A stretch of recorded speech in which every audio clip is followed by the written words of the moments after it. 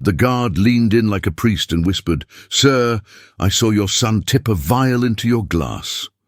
Lantern light trembled over the linen, and for a second the stem of my orange juice looked like a fuse. I didn't blink. I've launched products in storms and buried friends in quieter rooms. I know when the air changes. Before we continue, please subscribe to the channel and tell us where you're listening from. Parkview Terrace, New York City, Wednesday night, late September. My victory dinner. I'd signed a clean cash term sheet the day before. $43 million for the company I built across 3 decades of missed weekends. I ordered 1 glass of Rioja for the toast and 1 orange juice for my cardiologist. Chris and Laia were on the dance floor, swaying to a quartet that made ordinary people look cinematic. I watched my son's hand at her waist and thought, for the first time in months, about sleep. "Don't drink from that glass again," the guard said, touching the badge at his belt. "Small vial. Clear cap." His voice had the calm of men who tell the truth for a living. The napkin under my palm felt suddenly like a witness. I nodded once, because panic wastes oxygen and I'm 68.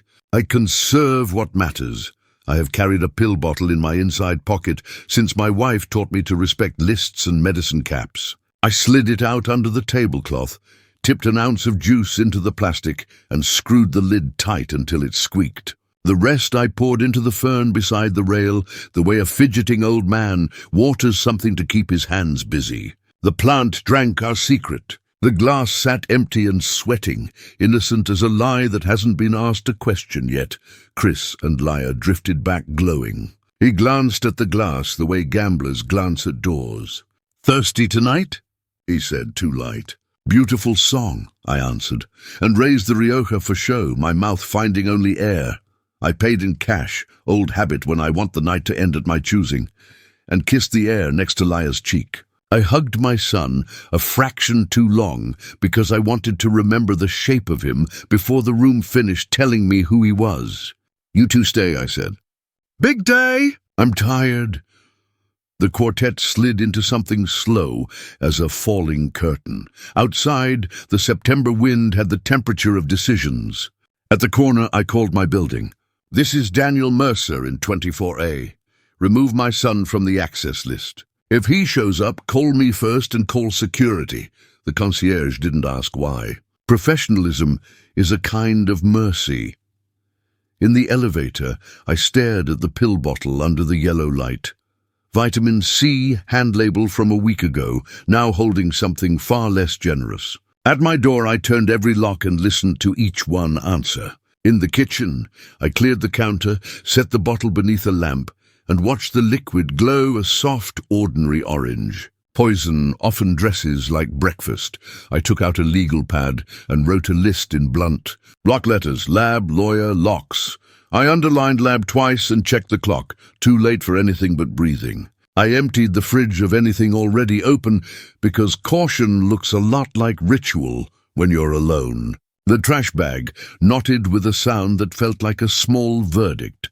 Then I sat at the dining table we bought in 1994 when $300 felt brave, and I let the question stand in front of me without makeup. If my son shook that vial, how long has he been practicing the smile? The city outside my windows moved in light and shadow, not names. I placed the bottle in a small travel safe, photographed it on the table with tonight's receipt, and slid the photo to a folder I titled, with one careful word, "If morning would come with white lights and signatures." Tonight I rehearsed the only sentence that mattered. "I want facts first." The guard leaned in like a priest and whispered, "Sir, I saw your son tip a vial into your glass." That sentence played in my head all night like a record stuck in the same groove. I sat in the dim light of my apartment, staring at the pill bottle with its ounce of orange liquid glowing like a warning beacon.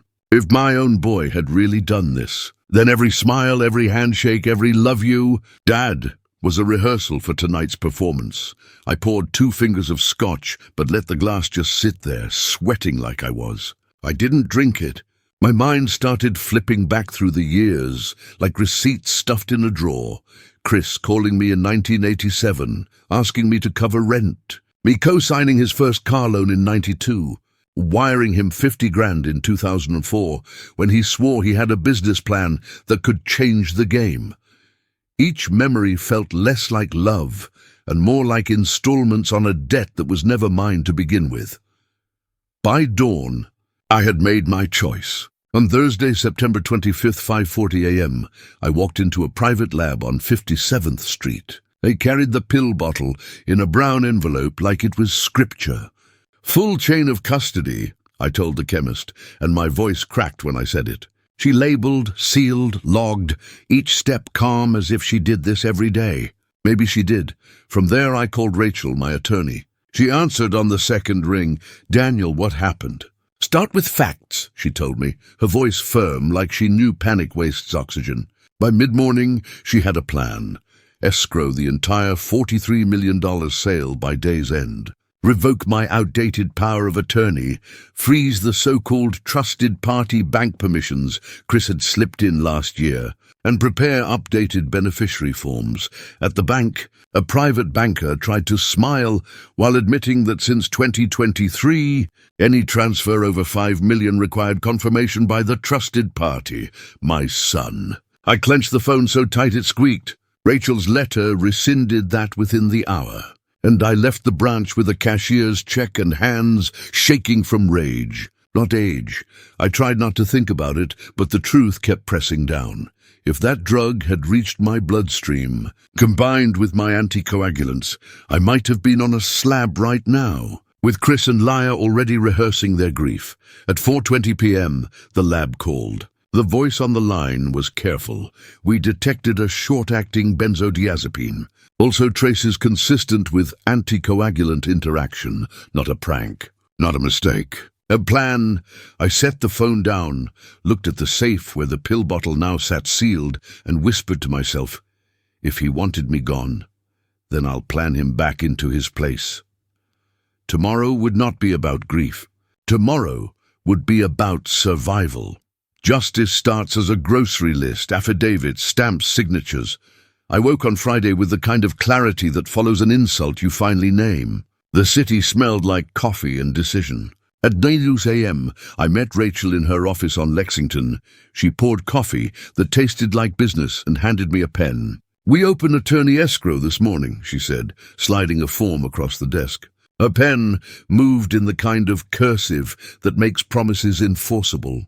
I signed the escrow agreement for the sale proceeds and watched the pen make the word irrevocable look smaller than it really was. Escrow meant the money could not be walked into by anyone at a whim. It meant my life, my choices had a legal fence. We drafted a new revocable trust in my wife's memory. I insisted on an independent trustee, someone outside family circles, someone with a backbone. Rachel suggested a woman who ran a hospital endowment and didn't confuse kindness with softness. "Not family," I said. "Not friend." She initialed the clause. At 11:15 a.m., we went to Parkview Terrace. Not to eat, but to collect what mattered.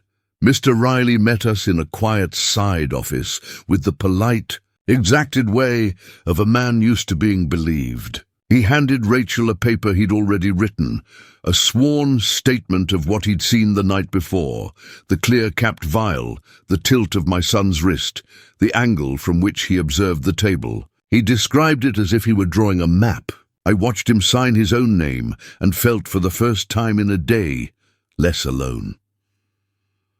The manager gave us a thumb drive with the footage. Rachel and I handled it like evidence, not stories. Chain of custody matters in courtrooms and in truth. She logged receipt of the drive, printed a form, and wrote Mr. Riley's name under witness. The word affidavit felt good to see again. Then we went downtown to the bank. I watched a clerk stamp paper with a medallion guarantee, the green circular press that feels like a small, old-world authority. The bank clerk handed me the stamped bank slip, and I tucked it into my wallet like a talisman. Medallion stamp, beneficiary change forms, escrow confirmation. My hands did not tremble anymore. They were busy making sure nothing could be taken without a dozen clear signatures. Back at the apartment by 3:30, the locksmith arrived. I paid cash and watched the man work. The slow, professional clack of new deadbolts sinking into frames, the metallic whisper of a new key. I labeled each lock with a small, neat sticker, front 1, back 2. The concierge logged the serials of the new hardware and emailed me a signed receipt. The timestamp read Sept 26, 1546. Little things become big things when put in order. That afternoon, I dug through file cabinets, 2010. Power of attorney with my signature and a 2012 brokerage transfer on death form that named a family LLC with Chris as its manager. The papers had my looping ink from a decade ago when I thought listing my son as manager was the definition of trust. I photocopied every page, initialed the copies, and fed the originals to Rachel. She drew a line through the old POA and said, "We decant these assets. We move them where they can't be grabbed."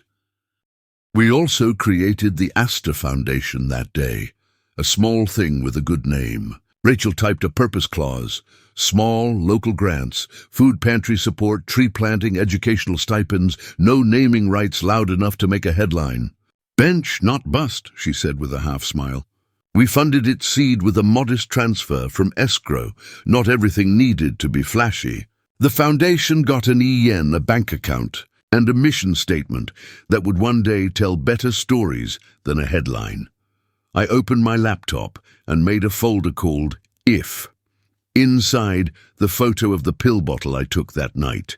The lab preliminary receipt with the technician's initials. Mr. Riley's signed statement, the USB hash Rachel logged.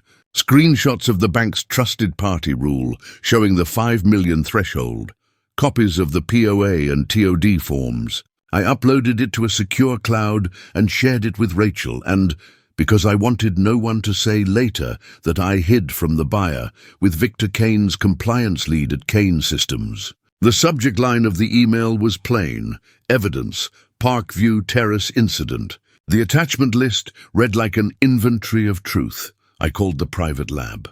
"We can prioritize prelims by this afternoon," the intake clerk said. I told her to hold nothing back. Chain of custody, sealed vial, signed transfer slip, small ritual steps that turn suspicion into proof. That evening, I wrote a letter to my son. Not sermon, not plea, direction. I put it in clean handwriting on a single sheet and sealed it in an envelope I labeled B. Inside, I described the trust structure I intended, the therapy requirement, the independent trustee, and the new rules for distributions. No direct cash, no collateral, support by criteria, not proximity. I slid another envelope across the table and labeled it A. Inside A, I placed a copy of Mr. Riley's statement and a note. "If you choose A, I will file these with the police and the DA." I placed the two envelopes on the kitchen counter for myself to look at, like chess pieces arranged against an opponent I still loved in pieces. One was law, one was mercy. Both were honest. At night, I stood on my balcony and watched the city polish itself for whatever came next. I had the lab call scheduled for the morning and a meeting with my banker at noon. I'd changed locks, frozen access, and told myself what my wife used to tell me in quiet moments. If you build it clean, it will stand. Tomorrow, I would sit with them again. This time, I would bring facts to a table where they had brought smiles. I had Mr. Riley, the medallion slip, the lab chain, and a folder labeled "If that would not be erased by excuses." I slept with the envelope B beneath my mattress because some kinds of courage, like a warm place to rest before they are used. I set two envelopes on linen like chess pieces. A for police, B for repair. Friday night, September 26th, Parkview Terrace again. I sat at the same table where the juice glass had nearly ended me. This time, I drank only water, the condensation sliding down the glass like a countdown. Chris walked in at 7:05, Laya right behind him, both carrying that performance smile people wear when they've rehearsed their lines. They weren't alone. A man in a blazer introduced himself as a care manager, code for a staged witness to paint me as confused. I let them take their seats, let the charade breathe for 2 minutes, then reached into my briefcase. I placed a single page on the table, sliding it toward Chris the way you'd slide a bill across a bar. Benzodiazepine, anticoagulant, chain of custody intact. Dated September 25th. My voice was calm. My son's face drained of color. On cue, Mr. Riley approached. He nodded to me, then looked directly at Chris. I saw what I saw. You tipped a vial into your father's drink. I wrote it down, signed it, and I'll repeat it under oath. The quartet's violins bent into a minor key, and for a moment, the whole restaurant felt like a courtroom without a gavel. I reached into my briefcase again and set 2 envelopes on the linen. A, I said, tapping the first, is police, tonight, video, witness, lab. I tapped the second. B is boundaries, written acceptance of the new trust rules. No direct asks for money ever again. Therapy for a year, practitioner approved by Rachel. All communication goes through counsel. Leah stretched a hand toward the envelopes, her nails catching the candlelight. I stopped her with a look. You don't get to handle my proof. The waiter arrived with plates we didn't touch. I told them they had until 8 mois. Then I left a tip that felt like a prayer for better days and walked into the September air. At 8:07, my phone buzzed. A text from Chris. B will be at your lawyer's 9 a.m. It read like surrender. But my gut said the night wasn't done counting. At 12:41 a.m., a concierge call. My door, a locksmith, and my son's jacket.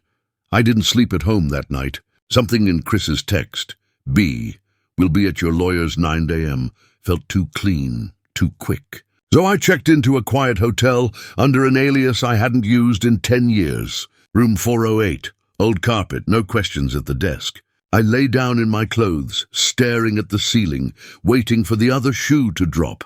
It didn't take long. Near 1 a.m, my phone lit up with the building concierge's number. His voice was a mix of training and fear.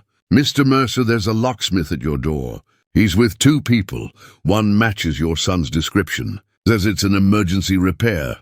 I sat up, my hand cold on the phone. Did they have written work orders? I asked. No, sir.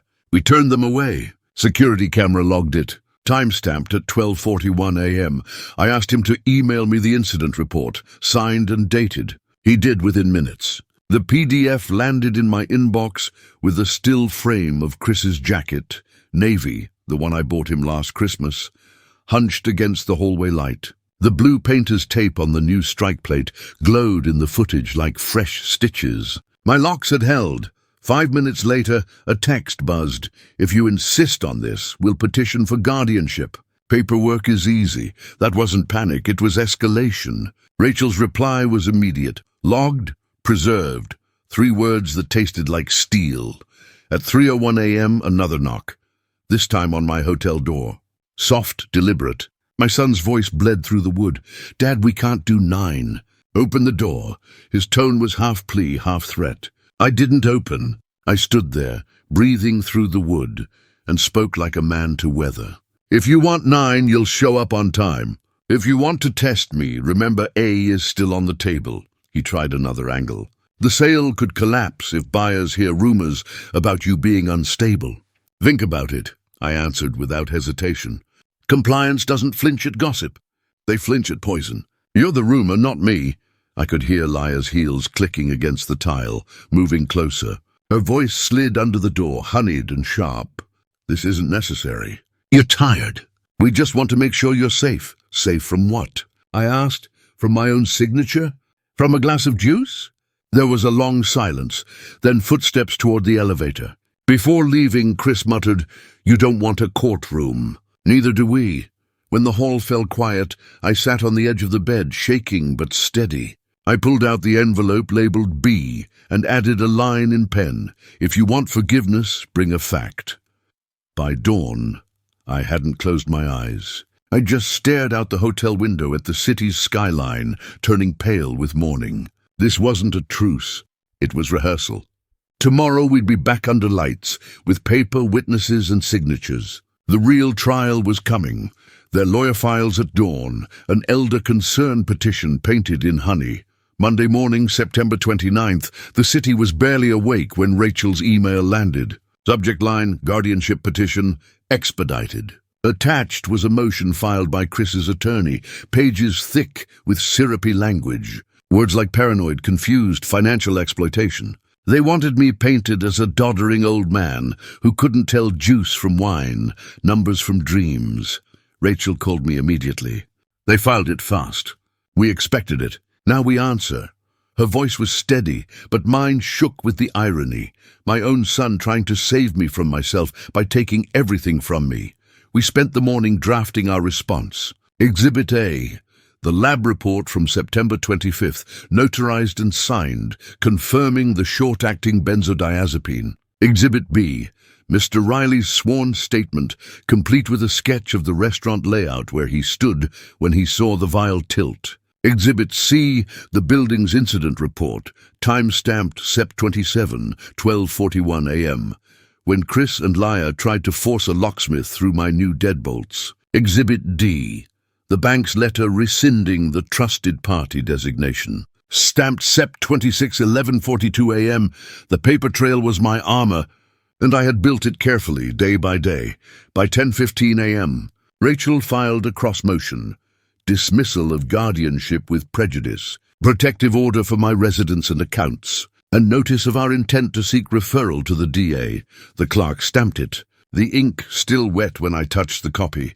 Meanwhile, I was busy with tasks that mattered just as much. At noon, I finalized beneficiary changes at the Midtown branch, green medallion stamps pressed onto slips that turned trust into law. At 2:00 p.m., escrow confirmed forwarding of funds into the new structure, with Rachel as co-signer. By evening, the Astor Foundation had its EIN, its bylaws signed, and an independent trustee ready to administer. Each document, each signature, each receipt was a brick in a wall they couldn't climb. On Tuesday, September 30th, Rachel sat me down in her office. She handed me a yellow pad and said, "Practice answers. Keep them simple. Date, place, fact. No speeches." We rehearsed the judge's questions. "Why no police that night?" she asked, playing judge. "Because I wanted evidence first," I said, steady. She nodded. "That's the line. Stay with it." Mr. Riley joined us Wednesday morning. He went over his affidavit with the precision of a man who'd seen too many drunks, but never this. He described the glass, the vial, the angle of Chris's wrist. The chemist followed, explaining metabolites in plain language. "For a man on anticoagulants," she said, "this mix is not a prank. It's a collapse waiting to happen." That night, I ironed my navy suit until the creases looked like clean sentences. I laid out my cufflinks, the ones my wife had given me on our 25th anniversary. I wanted the judge to see a man who had built, who had planned, who had loved, not a victim, not a shadow. By Thursday, October 2nd, every piece was in place. The folders labeled A and B sat in Rachel's briefcase. Back now by stamped slips, notarized affidavits, and sealed lab reports Friday, October 3rd, 9 a.m., Part 47, downtown Manhattan. They wanted a courtroom. They were about to get one. The clerk calls my name. Truth takes a microphone. Friday, October 3rd, Part 47, downtown Manhattan. The courtroom smelled of varnished benches and nerves. My son sat at the petitioner's table, Laya beside him, her sunglasses perched on her head like armor. Their lawyer rose first, speaking in tones of silk. "Your Honor, my client comes before you out of love and concern. His father, while once a brilliant businessman, now suffers confusion, paranoia, and susceptibility to exploitation. We seek guardianship for his safety." I kept my hands folded, listening, not blinking. Their lawyer painted me as a fragile relic, a man one invoice away from collapse. Chris nodded along, wearing the mask of a dutiful son. If I didn't know what I knew, I might have believed him myself. Then Rachel stood, calm, grounded. She lifted a folder and placed it on the evidence table. "Exhibit A," she said, sliding it toward the judge. "Lab report, September 25th. Confirming presence of short-acting benzodiazepine in Mr. Mercer's drink." The judge scanned the page, lips pressed thin. "Exhibit B," Rachel continued. "Sworn affidavit of Mr. Riley, restaurant security, notarized. He observed petitioner tilting a vial into respondent's juice." Mr. Riley rose from the gallery, raised his hand, and testified. He described the table, the clear-capped vial, the exact moment he leaned in to warn me. His words were steady, unshakable. "Exhibit C," Rachel said, laying down another document, building incident report. September 27th, 12:41 a.m. Attempted forced entry by petitioner with locksmith. Denied access by concierge. Video attached. The clerk clicked play on the screen. There was Chris's jacket in grainy clarity, hunched in frustration outside my new deadbolts. Finally, Rachel placed Exhibit D, the bank's rescission letter of trusted party authority, date stamped September 26th. "Your Honor," she said, "these are not the acts of a confused old man. These are the acts of a father forced to defend himself with facts." The judge turned to me. "Mr. Mercer, why didn't you call the police immediately on the night in question?" I rose, steadying my voice. "Because I wanted facts first, Your Honor. I have them now." The words rang like hammer blows. The chemist took the stand next. She explained the compounds found in my juice. "For a man on anticoagulants," she said, looking squarely at the judge, "this combination could cause severe disorientation, sudden collapse, even death." Silence spread across the room like a heavy curtain. Rachel closed her case. "We move to dismiss this petition with prejudice. We request a protective order for Mr. Mercer's residence and accounts. And we note for the record, Your Honor, that these exhibits are appropriate for referral to the district attorney." The judge set her pen down. She looked from Chris to me, then back to the exhibits. "Petition denied," she said. "Protective order granted. Referral for potential criminal action is noted." Chris slumped. Laya gripped his arm, but her face was pale. The words "petition denied" echoed in my head like church bells. For the first time in weeks, I felt my lungs fill completely. As we left the courtroom, reporters gathered outside the steps, shouting questions I didn't answer. Justice had spoken in ink and evidence, not headlines. I had walked into that room accused of frailty. I walked out carrying proof of survival. The choice ahead was mine: stop at protection or press further into punishment. Justice had opened a door. I had to decide how far to walk through it. Mercy isn't weakness. It's a contract with conditions. The courthouse steps were crowded, cameras flashing like lightning strikes against stone. Reporters shouted, but I walked straight through, my navy suit buttoned, my folder pressed against my side like a shield. Inside it were the 4 exhibits that had just saved my life. Chris trailed behind, his lawyer whispering fast, Laya tugging at his sleeve. He looked older and younger at once. 12 years old in his shame, 40 in his hunger. Rachel pulled me aside. "We can file the criminal complaint today. Referral is in motion anyway. It's your call. Do we press now or hold?" I asked for 1 hour. She frowned but agreed. We sat in the hallway outside Part 47, where the echoes of other families' battles hung in the air. Chris stood a few feet away, staring at the tiled floor as if it could open and swallow him. I motioned him over. He came, cautious, like a boy approaching a father's belt. I opened my folder and handed him a single envelope, B, the same one from Parkview Terrace, only now with teeth. "These are the terms," I told him, my voice even. "No direct asks for money. A full year of therapy with a practitioner Rachel approves. All distributions through the independent trustee. You respect the protective order. You respect my house. You respect the line." Laya opened her mouth, but I held up a finger. "This isn't yours to answer." Chris stared at the paper, reading each line like it was written in fire. Then I gave him one new condition. "You will write an apology. Not to me, to Mr. Riley, who stopped you. To the concierge, who turned you away at 12:41 a.m. That apology will be signed, dated, witnessed, and delivered to my attorney. If you can't respect strangers who saved my life, you'll never respect me." He blinked hard, eyes wet, jaw clenched. "And if I don't?" I tapped the other envelope still in my folder. "Then I deliver Exhibit A through D to the DA tomorrow morning, and you face it all in a criminal courtroom. Your choice by 5 p.m. He shook his head like he wanted to spit but couldn't find the words. I leaned closer. "You didn't lose me, you gave me away. I just chose who to belong to next." By 3 Rachel and I finalized filings, updated will, pour-over provisions to the trust, second wire to the Astor Foundation, $25,000 earmarked for a food pantry on 10th Avenue, $15,000 for new trees along a battered stretch in Queens. Quiet work, no plaques, no press releases. My wife would have approved. At 4:53 p.m., my phone buzzed. Rachel forwarded me a PDF, Chris's signature, witnessed and dated.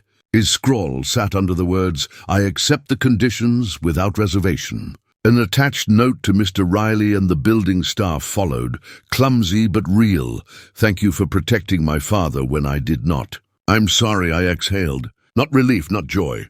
Something quieter. Something like survival with a little dignity left. Now justice wasn't a gavel or a cell. It was a fence around my peace, tall enough to keep the wolves out. Peace didn't come with the wire. It came with the lock that clicked after. A week slid by like a cast hardening. No drama, no midnight knocks, just the quiet sound of systems holding. The protective order pinned to my refrigerator felt less like paper and more like a lock on my lungs finally opening. October air tasted different, cooler, a hint of leaves breaking down into soil. I was back in my apartment, coffee black, no scotch at night, no chair wedged under the door. Every morning I opened the slim folder with my court copy packet, lab report, affidavits, bank slips, incident logs. Not because I needed to, but because the sight of neat dates and signatures was like a small prayer that reality still existed outside manipulation. I wrote my first letter as chairman of the Astor Foundation. Simple, plain type. Support quiet places, small grants, no red carpets. I authorized the first checks. $25,000 to a pantry on 10th Avenue, $15,000 for saplings and soil repair in Queens. Not big enough for a headline, big enough to matter. On October 5th, I took the subway to Riverside Park, sat on a bench without a plaque, drinking coffee, watching the river carry away things I couldn't.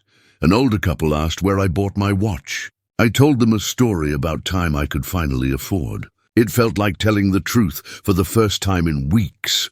That afternoon I walked back into Parkview Terrace, not for dinner but for thanks. Mr. Riley was on duty. I shook his hand, left an envelope for the night crew. He nodded once, the way people do when they've seen everything and still choose decency.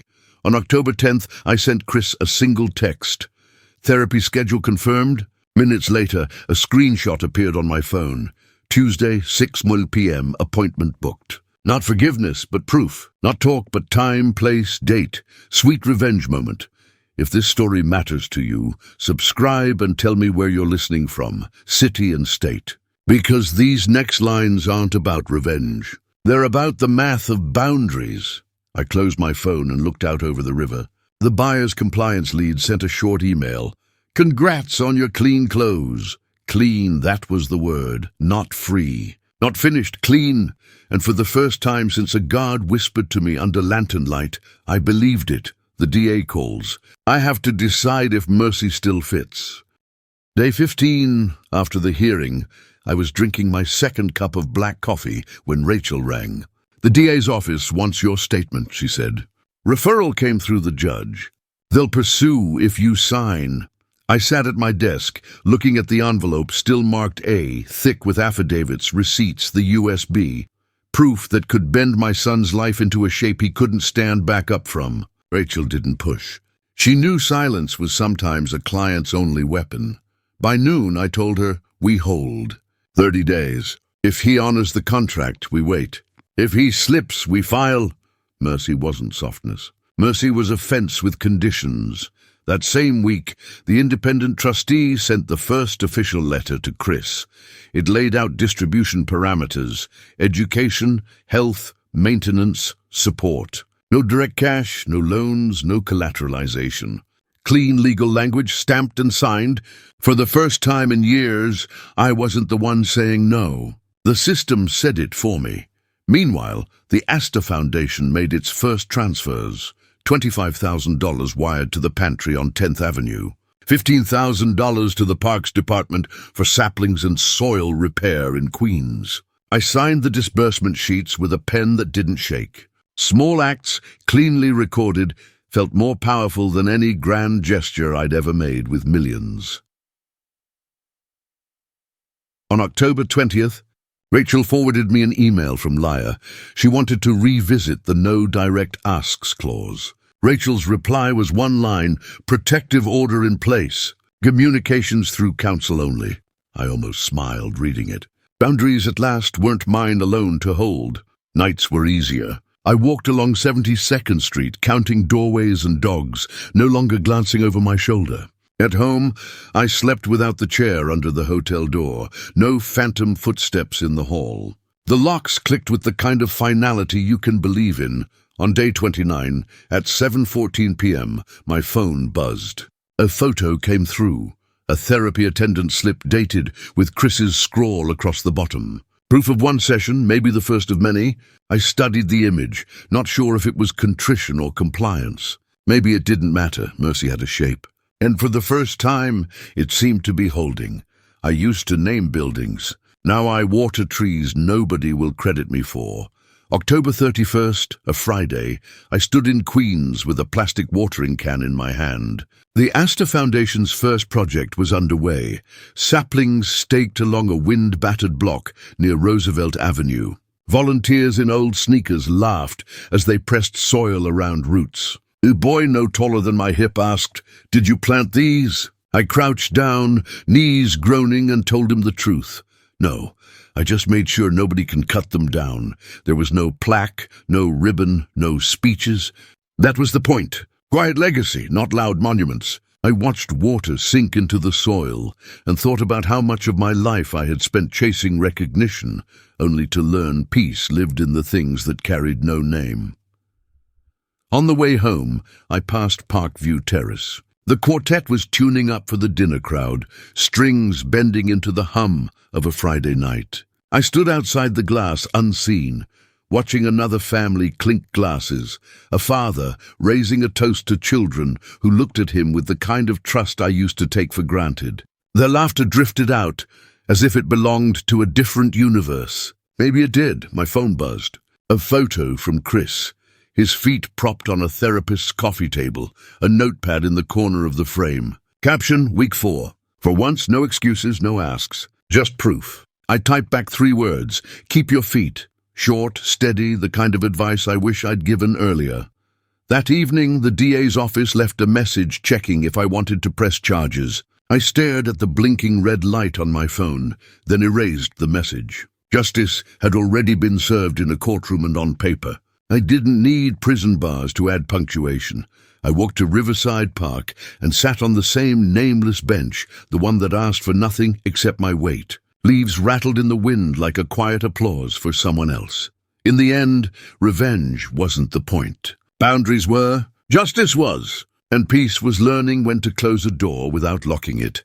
My last line is the one I keep close. You didn't lose me. You gave me away. I just chose who to belong to next. 2 months later, the city moved on, but I was still learning how to live in it again. The Astor Foundation sent me its first quarterly report, typed, stamped, modest. 20 families fed, 30 children's coats purchased, a row of young maples standing straighter in Queens. No one outside the recipients knew my name, and that was the gift. Chris was still attending therapy.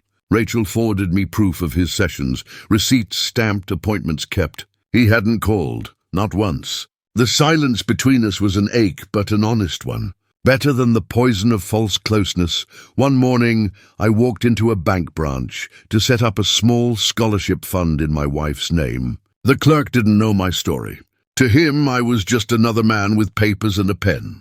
But as I signed the agreement, I felt the clean line of choice, money transformed into something no one could manipulate.